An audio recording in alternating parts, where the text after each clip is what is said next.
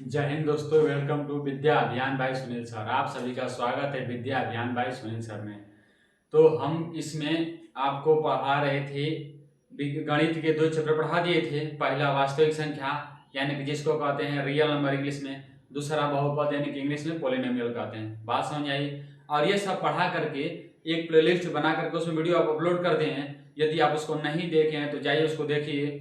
और उसके बाद हम चालू कर दिए थे विज्ञान में भी मैं भौतिक विज्ञान चालू करके प्रकाश, पहला चैप्टर था प्रकाश तथा उसका अपवर्तन, प्रकाश तथा उसका परावर्तन। पहला चैप्टर क्या है? प्रकाश तथा उसका परावर्तन। इसमें भी मैं आपको 2 वीडियो दे दिया था जो प्लेलिस्ट में है। यदि उसको नहीं देखे हैं तो जाइए पहले पीछे और देख कर आइए, तो ही आगे का वीडियो देखिए, तो ही अच्छे से समझ में आएगा। बात समझ आई? तो हम फिलहाल पढ़ रहे थे विज्ञान। अभी विज्ञान पढ़ रहे हैं ना, ये विज्ञान पढ़ रहे हैं। तो इस विज्ञान में से एनसीईआरटी विज्ञान पढ़ रहे हैं, तो इस विज्ञान में से भौतिक विज्ञान का पहला चैप्टर पढ़ रहे थे, उसमें से 2 वीडियो बना दिया था। और उसमें हम पढ़े कहाँ तक थे? प्रकाश विकास के बारे में, प्रकाश के स्रोत क्या होते हैं, परावर्तन क्या होता है, प्रकाश से वस्तु क्या होती है, इस सबके परावर्तन से संबंधित महत्वपूर्ण शब्दों के बारे में बता दिया था ना।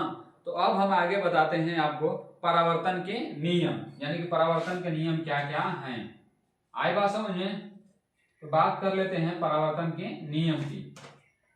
ध्यान से देखिए, एक एक करके बात को समझिए तो आपको अच्छे से बात समझ में आएगी।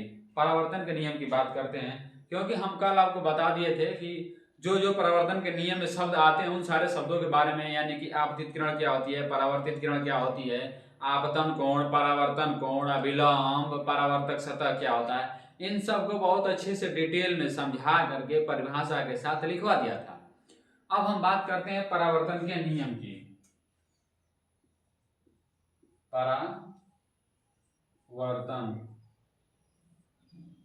के नियम, बात समझ में आई? अब ध्यान से देखिए कि परावर्तन के नियम हैं क्या। देखिए, कोई भी प्रकाश किरण परावर्तित हो रही है तो ऐसे तो परावर्तित हो ना जा रही है, उसका कुछ ना कुछ नियम होगा ना, तो उसी को कहेंगे परावर्तन का नियम। बात समझ, क्योंकि प्रकाश किरण परावर्तित हो रही है तो उसको कहेंगे परावर्तन के नियम। यहां तक बात समझ आई? अब देखिए, ध्यान से बात हमारी सुनिए। परावर्तन के जो है ना 2 नियम होते हैं, परावर्तन के 2 नियम होते हैं। तो इसकी बात करते हैं, लिखेंगे परावर्तन के 2 नियम होते हैं। परावर्तन के 2 नियम होते हैं। अब कौन कौन सा परावर्तन का नियम होता है इसकी बात कर लेते हैं। परावर्तन के 2 नियम तो होते हैं, लेकिन कौन कौन सा होता है इसकी बात करें तो हम पहले नियम की बात करते हैं। पहला नियम क्या है? पहला नियम ये है ना कि आपतित किरण, परावर्तित किरण तथा अभिलंब तीनों एक ही तल में होते हैं। अब ये क्या होते हैं इसकी बात करते हैं। आपतित किरण, आपतित किरण, परावर्तित किरण, परावर्तित किरण, आपतित किरण, परावर्तित किरण और आपतन बिंदु, और आपतन बिंदु पर, आपतन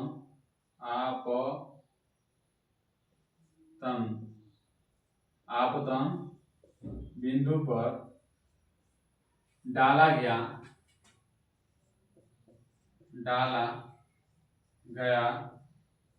अभिलंब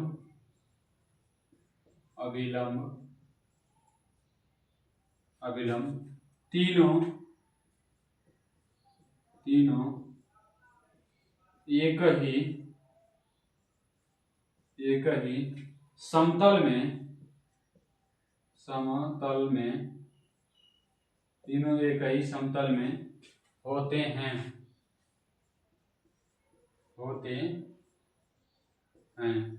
अब ये एक ही समतल कहने का मतलब क्या है? आपतित किरण क्या होती है? आपतित किरण, ये आपतित किरण, परावर्तित किरण और आपतन बिंदु पर डाला गया अविलंब। इसकी बात मैं कल ही बता दिया था कि क्या होता है आपतित किरण, क्या होता है परावर्तित किरण और क्या होता है अविलंब, ये सब तो कल ही बता दिए थे हम। तो कह रहा है नियम ये ना कि आपतित किरण, परावर्तित किरण और अविलंब तीनों के तीनों एक ही तल में होते हैं। इसका कहने का मतलब ये है ना कि ऐसा समझिए, जैसे हम आपको समझाने की कोशिश कर रहे हैं, जैसे समझिए कि ये है, देखिए ये है आपतित किरण, इसको समझिए कि ये है आपतित किरण, ये आपतित किरण, ऐसे बोर्ड पर समझिए कि ये हो गया आपतित किरण। और ये वाली जो मार्कर है देखिए, ब्लू वाला को मान लीजिए कि आपतित किरण, और जो ब्लैक वाला है इसको समझिए कि ये है परावर्तित किरण। तो ये हो गया आपतित किरण और ये हो गया परावर्तित किरण। और इस पर जो यहाँ पर आपतन बिंदु है ना, तो इसकी सीध में जो अविलंब डालने के ये तीनों के तीनों एक यही समतल में मिला है ना, एक ही इसी समतल पर, इसी समतल में मिल रहा है, इसी समतल पर, तो इसी को कहते हैं एक ही तल में या एक ही समतल में। बात समझे नहीं समझे? ऐसा नहीं हो सकता है कि आपतित किरण इस पर, अपवर्तित किरण ऐसे आपतित किरण हो, ऐसे आपतित किरण हो जाए और अविलंब इधर की ओर हो जाए, ऐसा नहीं हो सकता है, क्योंकि अविलंब इधर हो जाएगा तो इसका तल दूसरा हो जाएगा। होना क्या चाहिए कि ये हो गया आपतित किरण, ये हो गया परावर्तित किरण और ऐसे एक मान लेंगे अविलंब, ये तीनों के तीनों एक ही तल में होने चाहिए। ऐसा नहीं है कि इधर आपतित किरण, जैसे समझिए ऐसा नहीं कि इसको मान लिया आपतित किरण, इसको मान लिया परावर्तित किरण और अविलंब को ऐसे बना दिया, तो ऐसे अविलंब इधर की ओर नहीं हो सकता, अविलंब को भी इसी पर होना चाहिए। आए बात समझे? यही था इस नियम का मतलब, अविलंब, ठीक ना। ये था पहला नियम, यानी कि आपतित किरण, परावर्तित किरण और आपतन बिंदु पर डाला गया लंब तीनों एक ही समतल में होते हैं। दूसरा नियम की बात करते हैं। दूसरा नियम क्या है? दूसरा नियम ये है ना कि आपतन कोण तथा परावर्तन कोण दोनों बराबर होते हैं। इसको ऐसे भी हम कह सकते हैं कि आपतन कोण की ज्या परावर्तन कोण की ज्या के बराबर होता है, यानी कि इसको ज्या का मतलब साइन, त्रिकोणमिति के नियम साइन से प्रदर्शित करते हैं कि साइन आई और साइन आर के रूप में। तो इसको क्या लिखेंगे? आपतन कोण की ज्या और परावर्तन कोण तथा परावर्तन कोण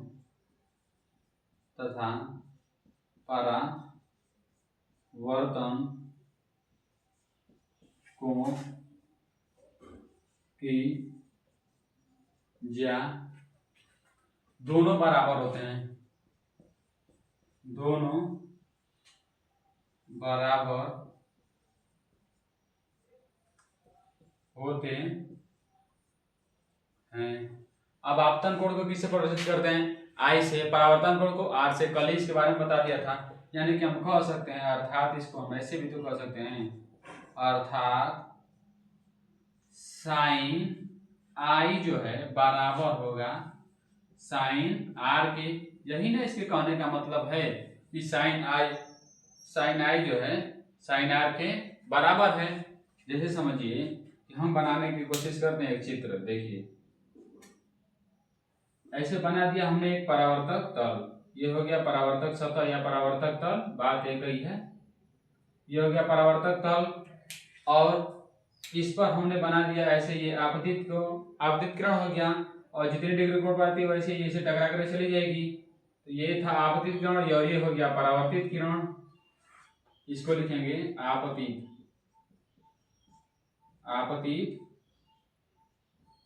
किरण, और ये क्या है? परावर्तित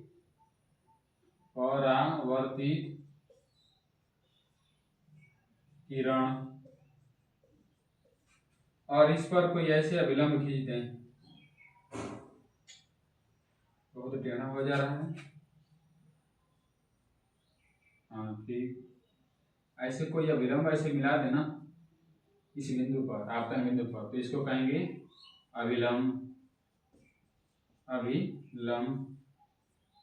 और ये है, देखिए होता क्या है, आपतन कोण, अभिलंब और आपतित किरण के बीच के कोण को आपतन कोण आई कहते हैं। ध्यान से बात समझिए, ऐसा होता है बहुत सारे बच्चे जो है ना आपतित किरण और ये जो परावर्तक तल इसके बीच के कोण को ले लेते हैं आपतन कोण, जबकि ऐसा होता नहीं है। आपतन कोण होता है अविलंब और आपतित किरण के बीच का, वैसे ही परावर्तित किरण और अभिलंब के बीच के कोण को कहते हैं परावर्तन कोण, यानी कि आर से प्रदर्शित करते हैं इसको।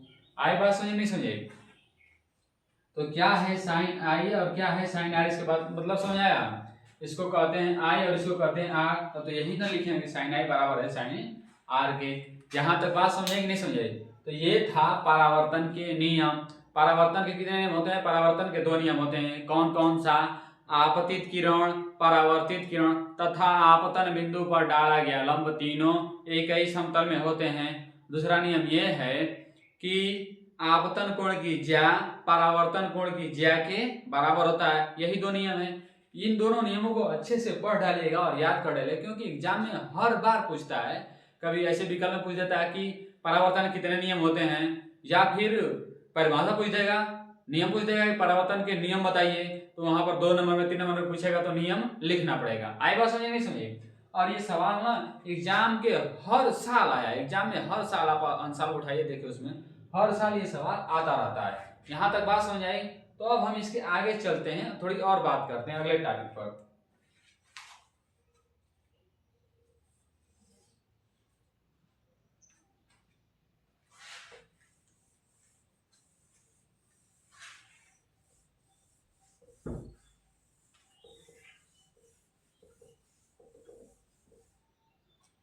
बात करते हैं, इसका अगला टॉपिक है ना कि समतल दर्पण के लंबवत कोई प्रकाश की किरण आएगी तो क्या होगा।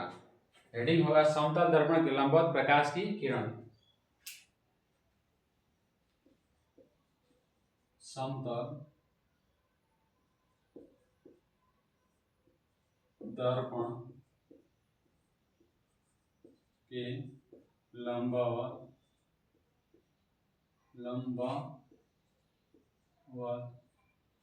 प्रकाश की किरण का परावर्तन। प्रकाश की किरण का परावर्तन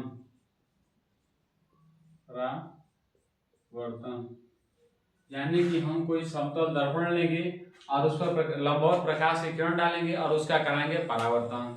तो सबसे पहले आप समझिए कि समतल दर्पण होता क्या है। यानी कि ऐसा दर्पण ना जिसके दोनों साइड का प्लेन होगा, एकदम सीधा समतल होगा, और एक तरफ कलई किया रहेगा और एक तरफ से हम चारा दे सकते हैं। जैसे आप जिस दर्पण का घर में प्रयोग करते हैं ना, जिसमें आप देख करके बालों को झाड़ लेते हैं, संवार लेते हैं, उस दर्पण को ही समतल दर्पण कहते हैं। जो घर में आपके है ना, वही तो समतल दर्पण है ना। एक तरफ प्लेन है और दूसरी तरफ कलई किया हुआ है, आए बात समझे? तो उसी को कहेंगे समतल दर्पण। और समतल दर्पण होता है क्या, इसे समझिए कि ये एक सीधा समतल दर्पण है। इधर हम कलई कर दिए तो इधर से चेहरा दिखाई देगा ना, और इसी समतल दर्पण को ना हम ऐसे इस पर बनाने जा रहे हैं, इस पर ऐसे बनाएंगे तो ऐसा रहता तो ये पूरा दिखाई देता। लेकिन जब ऐसे बनाएंगे, ऐसे ऐसे इस पर हम बनाने की कोशिश करेंगे ऐसे, तो एक केवल रेखा ऐसे ऐसे दिख रहा है ना, तो वही हम बनाने की कोशिश करेंगे। जैसे हम बना दिए ऐसे एक समतल दर्पण, और इस जब तक इसके एक तरफ कलई ना करेंगे तब तक ये दर्पण बन के तैयार नहीं होगा। दर्पण की शर्तें यही होती है कि एक तरफ कलई किया हुआ हो। आई बात समझ नहीं समझाई? और जिधर कलई किया रहता है उसको कहते हैं रजतित सतह, और जिधर कलई नहीं करते हैं, छोड़ देते हैं, उसको कहते हैं परावर्तित सतह। तो इसका नाम क्या रखे थे? इसका नाम यही है ना, रजतित सतह, रजतित सतह। और ऊपर का हो गया परावर्तित सतह, परावर्तित सतह। समतल दर्पण की बात समझेंगे, किसे कहेंगे समतल दर्पण? यदि परिभाषा लिखना होगा तो ऐसे लिखेंगे कि ऐसा दर्पण जो समतल हो, ऐसा दर्पण जो समतल हो और जिसके एक तरफ कलई किया हो और एक तरफ परावर्तक तल हो, उसे कहेंगे समतल दर्पण। आई बात समझ नहीं समझे? अब देखिए, इस पर हम ना कोई आपतित किरण ऐसे बना लेते हैं, और जब आपतित किरण आएगी तो ये परावर्तित होकर ऐसे जाएगी भी, और यहाँ पर बना लेते हैं एक अभिलंब, ऐसे एक अभिलंब बना लेते हैं। ये है आपतित किरण, ये हो गया परावर्तित किरण, और ये हो गया अभिलंब। ये है आपतित किरण, ये है परावर्तित किरण, परावर्तित किरण, और ये है अभिलंब, अभिलंब। लंब। बात समझ आ रही नहीं समझ आ रही? तो देखिए ध्यान से हमारी बात समझिए। मान लीजिए कि ये जो आपतित किरण है इसको हम ना थोड़ी ऐसे इधर की तरफ ऐसे बनाते हैं, थोड़ी इधर से बड़ा कर देते हैं, आपतित किरण को थोड़ी और इधर कर दें। यानी कि हम जो है कोण था ना, जो कोण था आपतन कोण, इसको थोड़ी बड़ा कर दें, ऐसे बड़ा कर दें। तो जो परावर्तन कोण है ये भी तो ऐसे बड़ा हो जाएगा कि नहीं हो जाएगा? जो पहले परावर्तन कोण था अब ये तो बढ़ के ऐसे बड़ा हो जाएगा ना, होगा ना? अभी पढ़े हैं ना कि आपतन कोण परावर्तन कोण के बराबर होता है। यानी जब हम आपतन कोण को बड़ा करेंगे तो परावर्तन कोण बिना कहे ऑटोमेटिक बराबर हो जाएगा, ये तो होगा ही होगा। अब मान लीजिए कि हम बड़ा कर रहे हैं तो बड़ा हो रहा है, और यदि हम इसको ऐसे छोटा कर दे तो यहां से ऐसे ऐसे छोटा कर दे तो ये छोटा हो जाएगा कि नहीं हो जाएगा? यदि हम आपतन कोण को छोटा कर दें तो परावर्तन कोण भी छोटा हो जाएगा। देखिए ऐसे परावर्तन कोण भी छोटा होगा ना। जब हम आपतन कोण को छोटा करेंगे तो ये परावर्तन कोण भी छोटा हो जाएगा। तो देखिए जैसे जैसे हम इधर बढ़ा रहे हैं वैसे वैसे ऐसे समझिए, नीले वाले को समझिए आपतित किरण, और ब्लैक वाले को ये जो है इसको समझिए, यानी कि काले को समझिए परावर्तित किरण। तो जब ऐसे समझिए जैसे जैसे हम आपतन कोण बढ़ा रहे हैं वैसे वैसे परावर्तन कोण भी जैसे जैसे आपतन कोण का मान छोटा करेंगे वैसे वैसे परावर्तन कोण का मान भी छोटा होगा। ऐसे छोटा होता होता जाएगा ना, और एक समय आएगा कि ये आपतित किरण जो है आकर के अभिलंब पर आएगी सीधी। तो जब अभिलंब पर सीधी ऐसे टकराएगी ना तो ऐसे सीधी ऊपर की तरफ निकल जाएगी। यानी कि जब प्रकाश की किरण अभिलंब से होकर के सीधी आएगी ना तो टकरा करके वापस पुनः उसी मार्ग पर वापस लौट जाएगी। जैसे आप समझिए कि आप ना घर का जो शीशा है जिसमें आप चेहरा देखते हैं, शीशा को ले लीजिए, और शीशा लेने के बाद करिएगा ऐसे शीशा ले लीजिए और उस पर ना ऐसे टॉर्च जलाइए। ऐसे टॉर्च को जलाएंगे ना तो इधर से प्रकाश की किरण टकरा करके ऐसे सीधी निकल जाएगी, और जैसे जैसे आप टॉर्च को ऐसे सीधा करते आएंगे वैसे वैसे प्रकाश की किरण इधर से सीधी होती आएगी। और एक समय ऐसे जब टॉर्च को सीधा ऐसे सीधा लंबवत कर देंगे तो प्रकाश किरण भी उसी जैसे गई थी ठीक वैसे ही वापस आने लगती है। यानी कि टॉर्च पर ही आती है किरण, प्रकाश किरण, यानी कि जैसे आई थी वैसे ही अभिलंबवत चली जाएगी ना। बात समझ आई कि समझाइए? बात समझ आई? तो हुआ क्या इसमें, क्या क्या हुआ बात कर लेते हैं। इसमें तीन बात का ध्यान रखना है। जब हम परावर्तन कराएं तो परावर्तन कैसा हुआ है? परावर्तित किरण कैसे गई है? अभिलंब से होकर गई है ना, और अभिलंब को हम क्या कह सकते हैं? इसे सतह के लंबवत कह सकते हैं, है जो सतह इसी के लंबवत कहेंगे ना। तो पहली बात ध्यान ये रखना है कि जो परावर्तित किरण है वो कैसी है? सतह के लंबवत। परावर्तित किरण की बात कर रहे हैं, परावर्तित किरण कैसी होगी? पहला बात सतह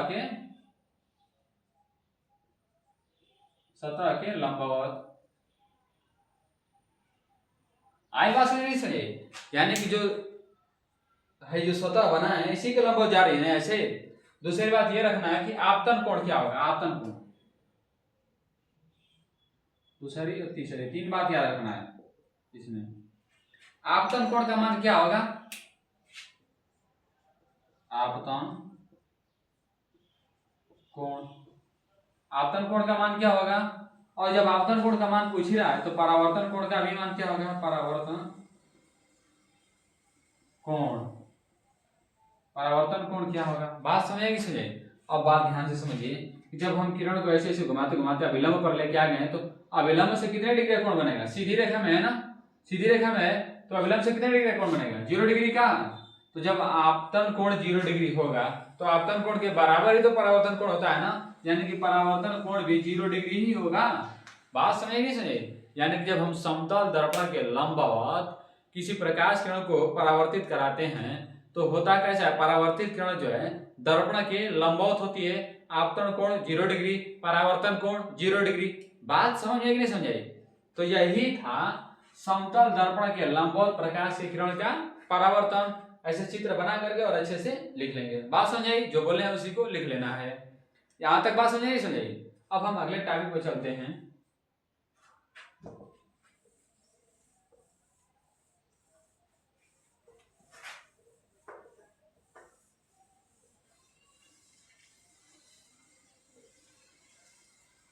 अगला टॉपिक है प्रतिबिंब। प्रतिबिंब क्या होता है? प्रतिबिंब के बारे में बात करते हैं।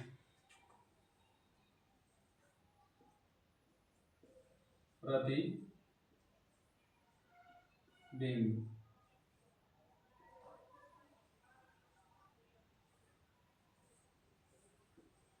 प्रतिबिंब क्या होता है? जो आप शीशा में देखते हैं ना, शीशा में जो चेहरा देख रहे हैं ना वही होता है प्रतिबिंब। प्रतिबिंब को इंग्लिश में इमेज कहते हैं। आ रही बात समझे? प्रतिबिंब को इंग्लिश में इमेज कहते हैं, यानी कि जो आप दर्पण में ऐसे चेहरा देखते हैं ना, दर्पण में ऐसे चेहरा देखते हैं ना, उसी को कहते हैं प्रतिबिंब। बात समझ आई?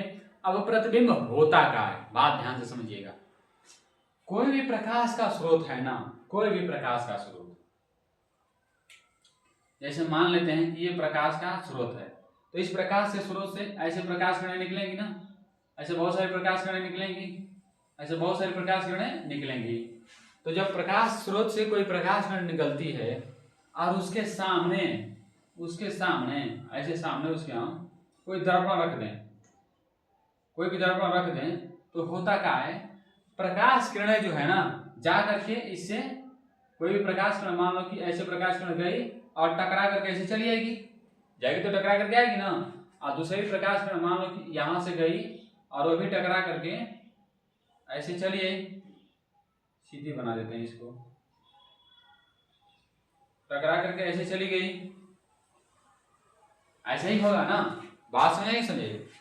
तो ध्यान से देखेंगे तो जो परावर्तित किरण है, परावर्तित किरण, ऐसा लग रहा है क्या कि अभी कोई फल रही है, मतलब जब कोई इधर खड़ा होगा या कोई यहां से देख रहा होगा, यहां से यदि कोई देख रहा होगा तो उसे कैसे दिखाई देगा, यहां से कोई देखेगा तो उसे कैसा दिखेगा, ऐसा लगेगा कहीं पीछे से निकलती हुई आ रही है, आती हुई प्रतीत होगी ना, किसी स्रोत से आती हुई प्रतीत होगी, यानी कि जहां से आती हुई प्रतीत हो रही है, जहां से आती हुई प्रतीत हो रही है, या ये दोनों जाकर जहां पर काटती, ये परावर्तित होने के बाद जाकर के जहां पर काटती, प्रतिच्छेद करती, या जहां से आती हुई प्रतीत हो रही है, उन्हीं बिंदु को इस स्रोत का प्रतिबिंब कहते हैं। आए बात समझ नहीं समझी? ये स्रोत है ना, ये स्रोत,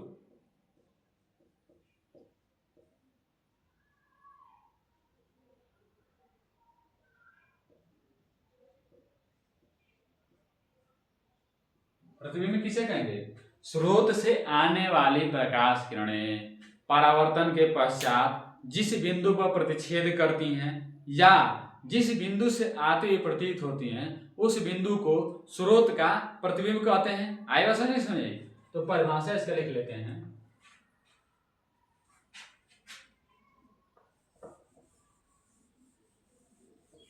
इसका परिभाषा क्या होगा? किसी बिंदु से आती हुई प्रकाश किरणें या किसी स्रोत से आती हुई प्रकाश किरणें, किसी प्रकाश स्रोत से, किसी प्रकाश स्रोत से आती हुई प्रकाश किरणें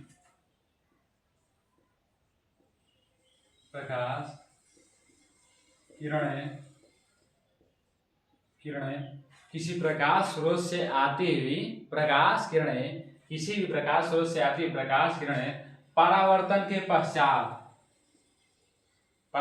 पश्चात या टकराने के पश्चात,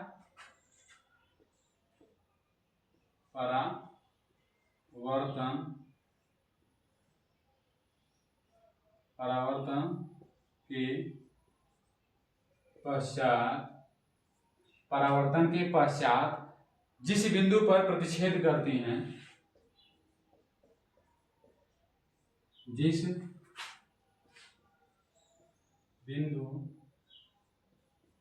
पर प्रतिच्छेद करती हैं, जिस बिंदु पर प्रतिच्छेद करती हैं या आती हुई, या जिस बिंदु से आती हुई प्रतीत होते हैं, या जिस बिंदु से आती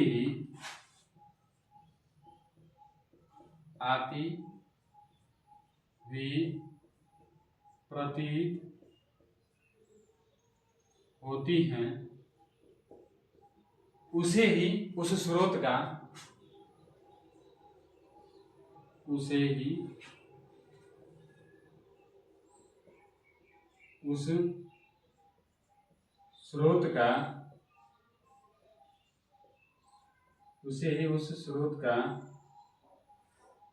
का प्रतिबिंब कहते हैं।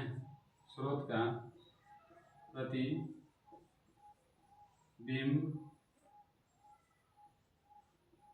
कहते हैं। यहाँ तक बात समझ में आई कि नहीं समझ आई?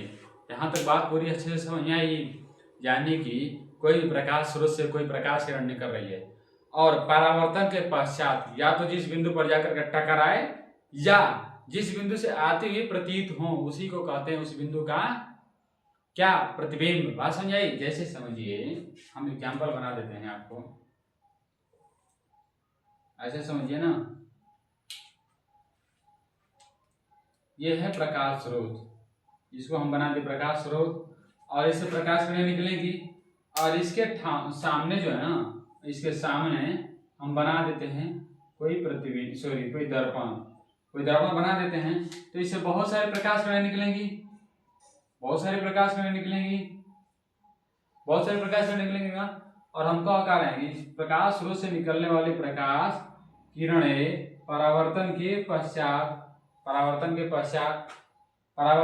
पश्चात तो होगा क्या? देखो, मान लीजिए कि ये प्रकाश किरण कोई प्रकाश किरण ऐसे गई और परावर्तित होकर के ऐसे आ रही है, कोई दूसरी प्रकाश किरण ऐसे गई होती और परावर्तित होकर के ऐसे आती ना, तो जहां पर ये दोनों एक दूसरे को काट रही है ना, इसी बिंदु को, इस बिंदु का क्या कहेंगे?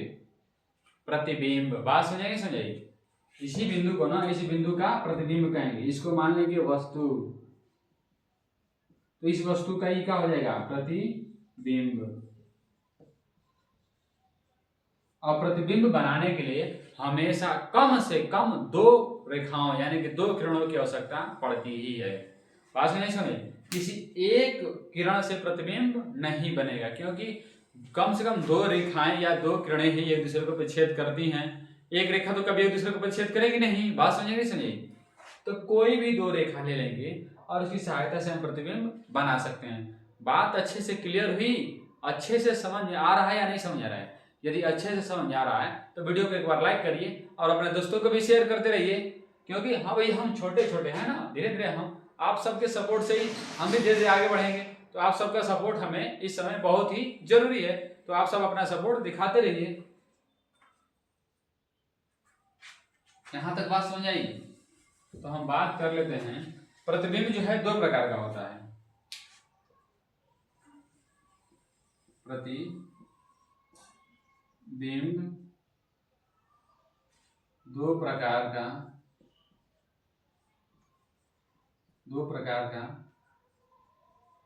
होता है। प्रतिबिंब 2 प्रकार का होता है। कौन कौन सा होता है इसकी बात कर लेते हैं, पहला और दूसरा। पहला होता है वास्तविक प्रतिबिंब। वास्तविक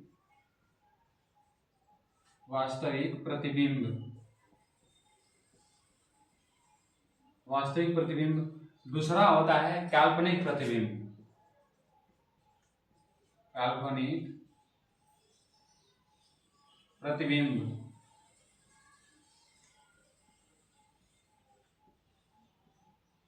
बात समझे कि समझे? पहला होता है वास्तविक प्रतिबिंब और दूसरा होता है काल्पनिक प्रतिबिंब। अब क्या होता है वास्तविक प्रतिबिंब और क्या होता है काल्पनिक प्रतिबिंब, इसकी बात करते हैं। वास्तविक प्रतिबिंब, जब प्रकाश किरणें, ये जो प्रकाश किरणें आ रही है ना, ये प्रकाश किरणें आने वाले परावर्तन के पश्चात आने वाले प्रकाश किरणें, ये परावर्तन के पश्चात जो प्रकाश किरणें आ रही हैं, ये वास्तव में यदि एक दूसरे को प्रतिच्छेद करेंगी ना ऐसे, तो उसे ही कहेंगे वास्तविक प्रतिबिंब। और जब हम कल्पना करेंगे कहीं से आ रही है, कहीं से आती, जब हम कल्पना करेंगे ना कि कहीं से आ रही होगी, जब कल्पना करेंगे तो उसे कहेंगे काल्पनिक प्रतिबिंब। आई बात समझाई? तो प्रतिबिंब में क्या होता है, प्रतिबिंब के प्रकार क्या होते हैं, यहां तक बात समझ आ गई। तो इसके अगले टॉपिक पर चलते हैं।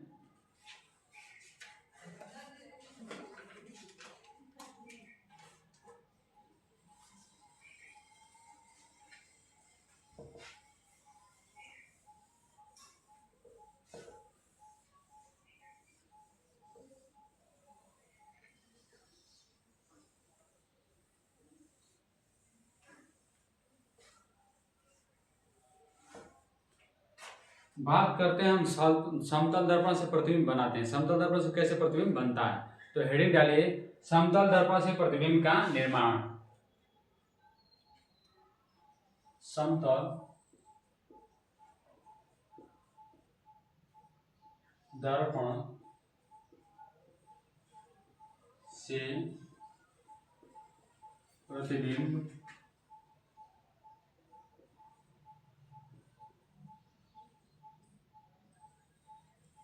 का निर्माण। समतल दर्पण से प्रतिबिंब का निर्माण क्या होता है, समतल दर्पण, और कैसे बनता है इससे प्रतिबिंब, इसकी बात करते हैं। ध्यान से हमारी बात सुनिए। हम कोई बना लेते हैं ऐसे दर्पण, ठीक, यहाँ पर ऐसे हमने बना लिया कोई समतल दर्पण, ये एक हो गया हमारे पास समतल दर्पण।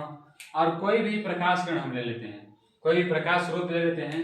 जैसे यहाँ पर हमने ले लिया एक प्रकाश स्रोत, और इस प्रकाश स्रोत की सहायता से ना ऐसे प्रकाश किरण आएगी, ऐसे आएगी, तो टकरा करके वापस ऐसे चली जाएगी ना, और यहाँ पर एक अभिलंब बना देते हैं, ठीक।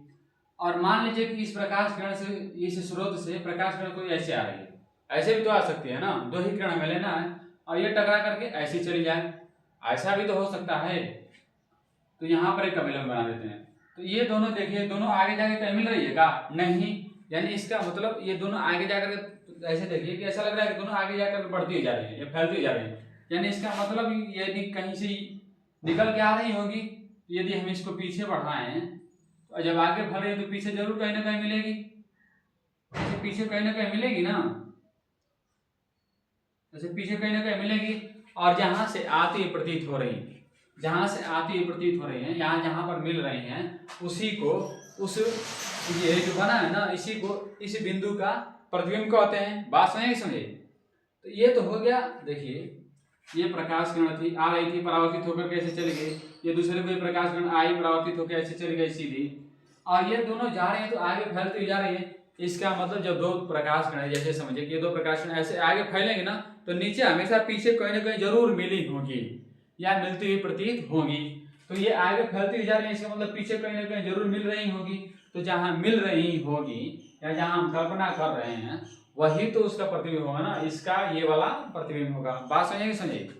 तो जैसे हम इसको कह दें वस्तु,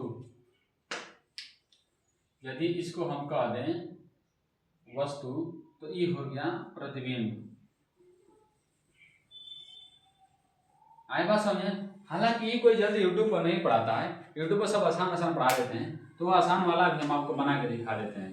जैसे देखिए ये हो गया कोई समतल दर्पण, ये समतल दर्पण हो गया ना, और यहाँ पर हम ले लेते हैं कोई प्रकाश स्रोत। इस प्रकाश स्रोत से प्रकाश किरण ऐसे आएगी, तो टकरा करके कैसे जाएगी, टकरा करके ऐसे निकल जाएगी ना, यही होगा ना। अब इसी प्रकाश स्रोत से ना हम लंबवत कोई प्रकाश किरण ऐसे आई थी, टकरा करके तो ऐसे चली गई, और जब लंबवत ऐसे भेजेंगे तो क्या होगा, जब कोई, अभी पढ़े ना, जब कोई प्रकाश किरण दर्पण के लंबवत आता है तो लंबवत उसी पुनः उसी मार्ग पर वापस लौट जाएगा, ऐसे वापस लौट जाएगा ना। यानी कि इसको हम आगे बढ़ाएं ऐसे, आगे बढ़ाएं ऐसे, तो जहां पर ऐसे आगे बढ़ाएं तो जहां पर एक दूसरे को काटेंगे ना, जहां पर एक दूसरे को काटेंगे, वही तो इस वस्तु, ये मान लेते हैं इसको वस्तु, तो ये क्या हो जाएगा, प्रतिबिंब। प्रतिबिंब। बात समझ आई कि नहीं समझ आई, प्रतिबिंब क्या है, ये बात समझ आई। तो इसमें जो है ना समतल दर्पण द्वारा प्रतिबिंब बनता है, तो कैसा बनता है, वास्तविक बनता है, काल्पनिक बनता है, बड़ा बनता है, छोटा बनता है, सीधा बनता है, उल्टा बनता है, और कहाँ बनता है, ये सब जानने की कोशिश करते हैं।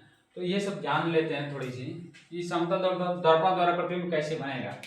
तो पहला बात ये है कि समतल दर्पण द्वारा कोई भी प्रतिबिंब बनेगा तो वो काल्पनिक होगा, काल्पनिक। कोई प्रतिबिंब बनेगा तो उसके 4 पॉइंट हम जानेंगे कि वास्तविक है कि काल्पनिक है, सीधा है कि उल्टा है, बड़ा है कि छोटा है, और कहां पर है उसकी स्थिति जानेंगे, स्थिति। 4 पॉइंट जानेंगे।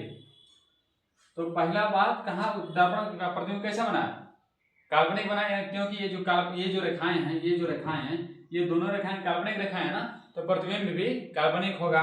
दूसरी बात ये है कि जो प्रतिबिंब बना है सीधा बना है कि उल्टा, तो प्रतिबिंब हमेशा सीधा बनता है दर्पण द्वारा, समतल दर्पण द्वारा। आप समतल दर्पण में अपना चेहरा देखते हैं तो ऐसा तो है ना कि चेहरा ऊपर के बजाय नीचे और पैर नीचे के बजाय ऊपर दिखाई देता है, ऐसा तो है नहीं। सर ऊपर है यानी चेहरा ऊपर है तो ऊपर ही दिखाई देता है, और पैर नीचे है तो नीचे ही दिखाई देता है, तो प्रतिबिंब भी सीधा बनेगा। तीसरी बात, प्रतिबिंब का जो है ना आकार कैसा होगा, तो प्रतिबिंब हमेशा समतल दर्पण द्वारा वस्तु के बराबर आकार का बनता है, तो लिखेंगे वस्तु के बराबर, वस्तु के बराबर। बात समझ आई। अगली बात, चौथी बात, इसकी स्थिति क्या होगी, स्थिति तो दर्पण के पीछे बन रहा है ना, और कितनी दूरी पर, जितनी दूरी पर दर्पण के आगे वस्तु रहेगी उतनी ही दूरी पर दर्पण के पीछे प्रतिबिंब बनेगा, तो प्रतिबिंब लिखेंगे, प्रतिबिंब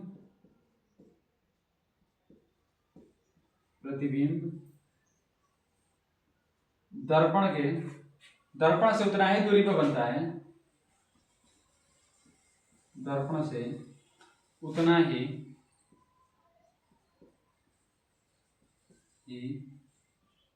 दूरी पर बनता है,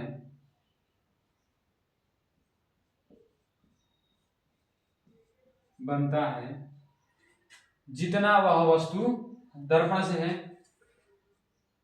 जितना दूर वह या जितनी दूरी पर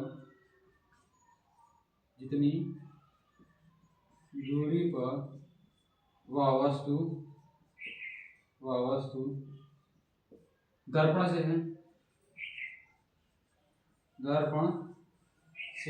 है। कुल मिलाकर के कहने का मतलब ये है ना कि जितना दूर वस्तु रखेंगे उतना ही दूर उसका प्रतिबिंब बनेगा। बात समझ आई कि नहीं समझ आई? ये बात समझ आ रही है? एक और बात सीखना ये है, इसमें एक और बात सीख लेते हैं, 5वीं पॉइंट, कि समतल दर्पण द्वारा प्रतिबिंब जो बनता है ना वो प्रतिबिंब पार्श्विक प्रतिबिंब बनता है, पार्श्विक उल्टा प्रतिबिंब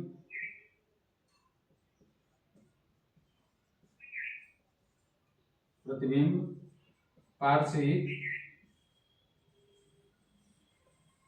उल्टा। अब पार्श्विक उल्टा कहने का मतलब क्या है, आप दर्पण में देखिएगा, शीशे में देखिएगा, ऐसे आप चेहरा देखेंगे ना तो आप अपना इधर बायां कान पकड़ेंगे ना तो दर्पण में दिखाई देगा कि दायां कान पकड़े हैं, दायां पकड़ेंगे ना दिखाई देगा कि बायां पकड़े हैं। ऐसा दर्पण में होता है, मतलब कि बायां का दायां, दायां का बायां दिखाई देता है, इधर का उधर, उधर का उधर, ऐसे बस दिखाई देता है।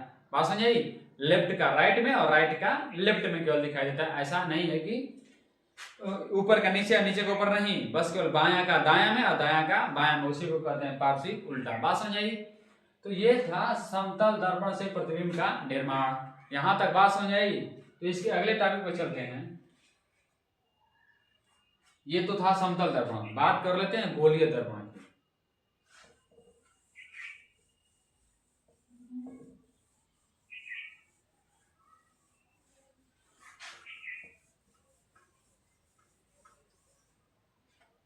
गोलीय दर्पण,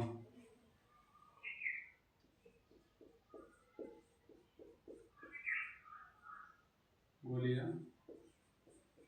दर्पण, अब ध्यान से समझिए कि गोलीय दर्पण है क्या। गोलीय दर्पण जो है ना किसी खोखले गोले का छोटा सा भाग होता है जिसका एक तरफ कलई किया हुआ होता है अर्थात पेंट किया होता है और एक तरफ परावर्तक तल होता है। हमारा कहने का मतलब ये है ना कि आप कोई भी ऐसे खोखला गोला ले लीजिए और इसको ऐसे काट दीजिए, ऐसे काट दे जाओ तो है जो छोटा छोटा जो भाग बचा है ना इसको हम यहाँ बना देते हैं, ये जो छोटा सा भाग इधर बना दिया और ये जो छोटा सा भाग है इसको इधर बना देते हैं। बात समझ आई? अब इसमें बनाने के बाद ये एक बन गया दर्पण और एक बन गया ये दर्पण, और जब दर्पण का हमेशा कलई करते हैं ना तो दाहिने वाला भाग, इधर का हिस्सा दाहिने वाला भाग कलई करेंगे। ऐसे इधर का मैं कलई कर दिया, इधर का ऐसे कलई कर दूं, इधर का भी ऐसे कलई कर देते हैं।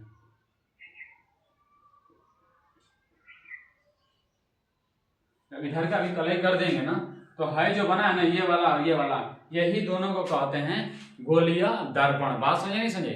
तो ये दर्पण कहाँ से मिले? इसी खोखले गोले से मिले है ना, और इसी खोखले गोले का छोटा सा भाग है जिसका एक तरफ कलई किया हुआ है और दूसरा तरफ ये वाला क्या है, परावर्तक तल है। जो कलई किया हुआ है इसको कहते हैं रजतित सतह, रजतित सतह। और इधर क्या कहेंगे, परावर्तित सतह या परावर्तक सतह, परावर्तक सतह। बात समझाएगी।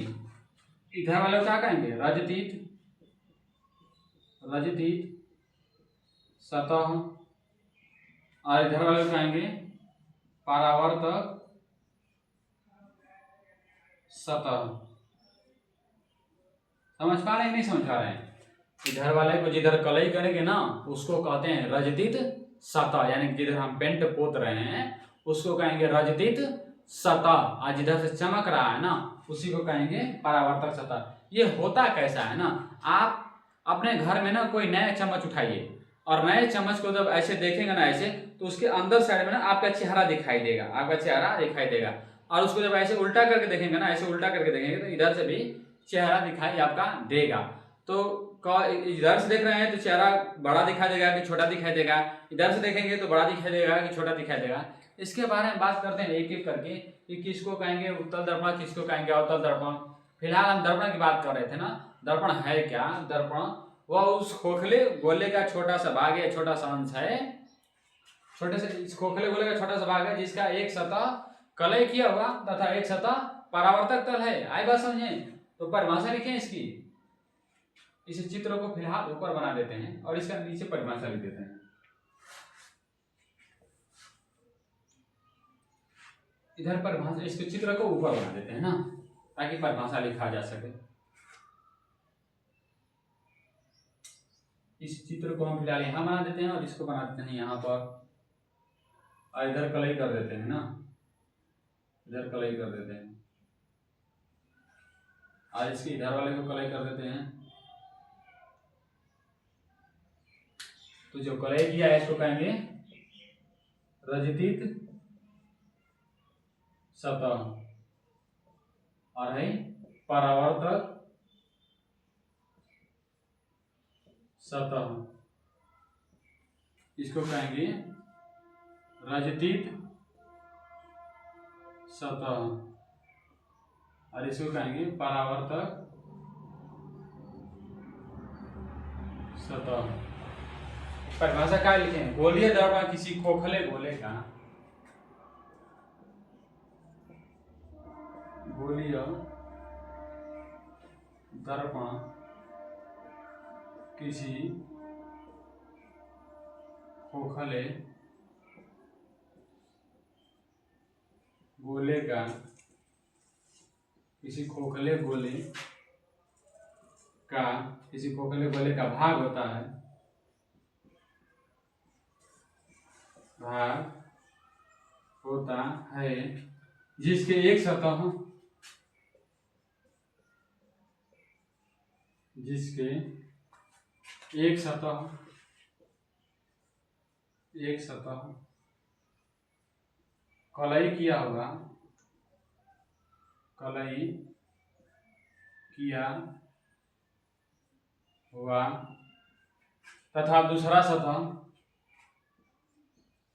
तथा दूसरा सतह परावर्तक तल होता है या परावर्तक सतह होता है, परावर्तक सतह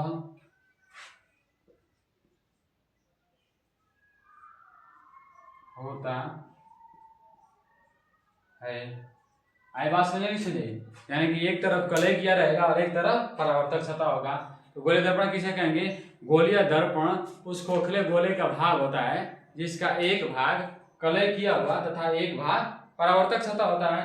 तो ये तो था गोलीय दर्पण की बात समझाई कि नहीं समझाई। अब यहाँ पर हम बात कर लेते हैं कि गोलीय दर्पण के कितने प्रकार होते हैं। तो यहीं पर लिख लेंगे कि गोलीय दर्पण के 2 प्रकार होते हैं। गोलीय दर्पण के 2 प्रकार होते हैं। गोलीय दर्पण के 2 प्रकार होते हैं। कौन कौन सा होता है इसकी बात कर लेते हैं। पहला इधर लिख देते हैं, दूसरा। पहला होता है अवतल दर्पण, अवतल दर्पण पहले का नाम है अवतल दर्पण, और दूसरे का नाम है उत्तल दर्पण, उत्तल दर्पण। आई बात समझ नहीं समझे। पहले वाले को कहेंगे अवतल दर्पण। गोलीय दर्पण के दो भाग, कौन कौन सा, पहला अवतल दर्पण और दूसरा उत्तल दर्पण। पहला अवतल दर्पण, दूसरा उत्तल दर्पण। बात समझ नहीं समझे। कोई पूछेगा गोलीय दर्पण कितने भाग होते हैं, तो आप बताइए गोलीय दर्पण के दो भाग होते हैं, कौन कौन सा, अवतल दर्पण और दूसरा उत्तल दर्पण। बात समझ आई। तो फिर इसके आगे हम चलते हैं और क्या होता है अवतल दर्पण और क्या होता है उत्तल दर्पण, इसकी बात कर लेते हैं।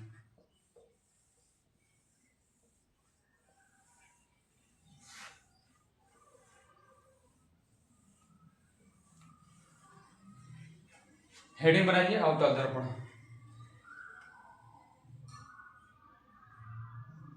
अवतल दर्पण, अवतल दर्पण किसे कहेंगे, ध्यान से सुनिएगा। देखिए अवतल दर्पण हम बनाते हैं पहले। अवतल दर्पण इसको थोड़ी सी और हल्का सा ऐसे करो कर दिया और इधर से रंग दिया, तो ये क्या हो गया अवतल दर्पण। अवतल दर्पण किसे कहेंगे, ऐसा गोलीय दर्पण, ऐसा गोलीय दर्पण जिसका उभरा हुआ भाग कलय किया हुआ तथा धंसा हुआ भाग परावर्तक तल हो। देखिए इसका उभरा हुआ भाग कैसा है, कलय किया हुआ यानी कि रजतित सतह, रजतित सतह, और इसको कहेंगे परावर्तक तल या परावर्तक सतह। समझाइए। तो ऐसा गोलीय दर्पण जिसका उभरा हुआ भाग कलय किया हुआ तथा धंसा हुआ भाग परावर्तक तल हो, उसी को कहते हैं अवतल दर्पण। बात समझेगी समझे। तो लिखिए ऐसा गोलीय दर्पण, ऐसा गोलीय दर्पण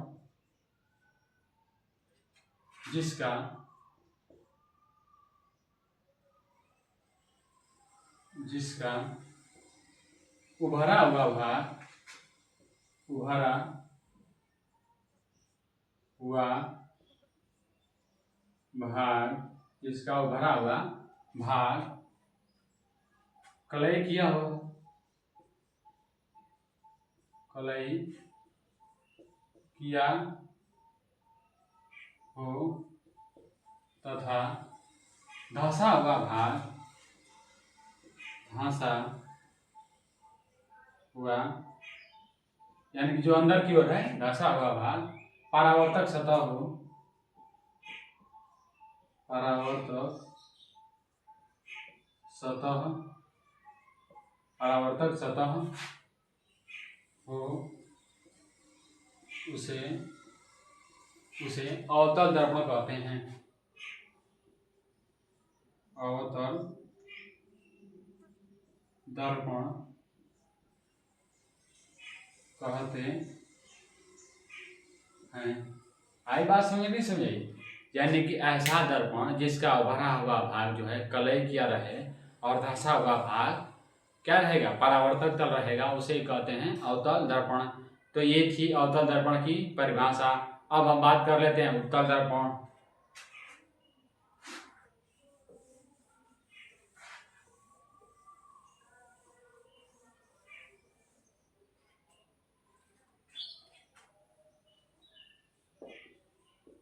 उत्तल दर्पण किसे कहेंगे, उत्तल दर्पण। ध्यान से सुनिए, ये उत्तल दर्पण को भी बना लेते हैं ऐसे, ऐसे ही बनाते हैं दर्पण। इधर की ओर कटा था ना, ऐसे कटा था, और इसको अंदर की ओर रंग देते हैं, इसको अंदर की ओर रंग देते हैं। ठीक, आई बात समझिए। तो ये अंदर का जो धासा है इसको क्या करते हैं, कलई यानी कि रजतित सतह, और इसको क्या कहेंगे, परावर्तक, परावर्तक सतह। तो इसका परिभाषा क्या होगा? ऐसा दर्पण जिसका धंसा हुआ भाग कलई किया हुआ हो तथा उभरा हुआ भाग परावर्तक तल हो उसे ही, या परावर्तक सतह हो उसे ही क्या कहेंगे? अवतल गोलीय दर्पण। ऐसा गोलीय दर्पण,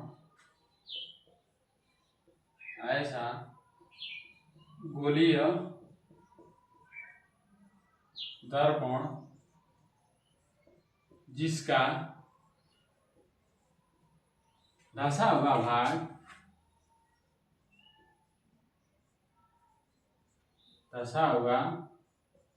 भाग कलई किया हुआ हो, कलई किया हुआ हो तथा उभरा हुआ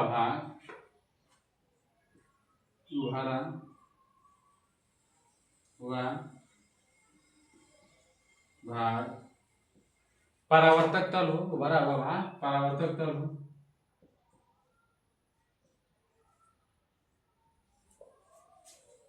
परावर्तक तल हो उसे क्या कहेंगे? उत्तल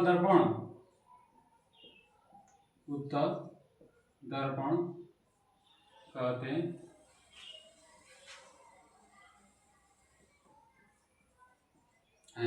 आई बात समझ में समझिए, यानी कि ऐसा दर्पण जिसका धंसा हुआ भाग कलई किया हुआ हो तथा उभरा हुआ भाग परावर्तक तल हो उसे ही कहेंगे अवतल गोलीय दर्पण। बात समझेंगे समझिए। तो क्या होता है दर्पण, ये अच्छे से हमने समझ लिया, दर्पण के भाग भी समझ लिए। तो आज का पढ़ाया हुआ आपको समझ आई बात? यदि मेरा पढ़ाया हुआ आपको अच्छा लग रहा है तो वीडियो को लाइक करिए, और अभी ये चैनल आपका बहुत ही छोटा है तो इसको बड़ा करने के लिए और भी लोगों को सब्सक्राइब करिए, दूसरे लोगों में भी सब्सक्राइब कराइए, शेयर करिए, क्योंकि अभी आपको इस चैनल को ना आपकी सपोर्ट की ज़रूरत है। तो अभी जितना हो सकता है उतना आप इस चैनल को सपोर्ट करिए ताकि ये चैनल भी आगे बढ़ सके और आपके लिए अच्छे और भी जितनी भी जानकारियाँ हो वो सब आपके लिए करता रहे। आई बात समझें? तो यदि वीडियो अच्छा लगे तो वीडियो को लाइक करिए, शेयर करिए, चैनल को सब्सक्राइब करिए। आज के लिए इतना ही रहने देते हैं, इसके आगे का टॉपिक कल पढ़ते हैं। आई बात समझे? तो थैंक यू, धन्यवाद, जय हिंद।